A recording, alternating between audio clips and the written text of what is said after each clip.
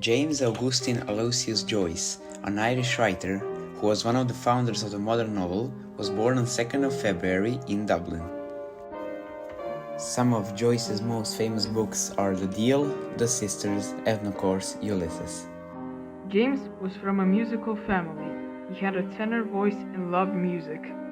His father didn't know how to properly use money, and he was constantly drunk. He became a doctor to support himself, and he began writing a lengthy naturalistic novel, Stephen Hero, based on the events of his life. Joyce met Nora Barnacle in June 1904. They had their first date on June 16th, the day he chose as Bloomsday, the day of his novel, Ulysses. I am tomorrow, or some future day, what they established today. I am today, what they established yesterday, or some previous day. His plan was to work in Switzerland, Zurich, but the job was no longer available. He got a job as a teacher at the Balance Language School for officers and sailors.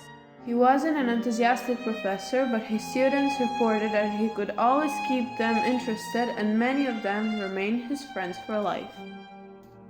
He wasn't happy with his job because he was underpaid. On Monday, Thursday, Wednesday, Thursday, Friday, Saturday. James and Nora traveled and came to Pula. Joyce hadn't really planned to live in Pula. Joyce called Pula Naval Siberia, especially when it got colder. Shut your eyes and see. The Joyce children had amazing gifts. The Irish government refused to repatriate James' body when he died in Switzerland. Stephen Joyce was the last direct descendant, and he died in January 2020.